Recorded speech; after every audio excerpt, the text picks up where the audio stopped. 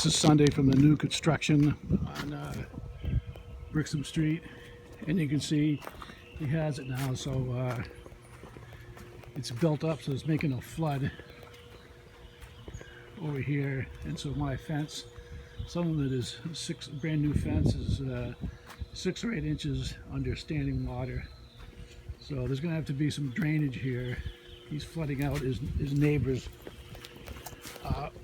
Yeah, it's sunk it. Oh.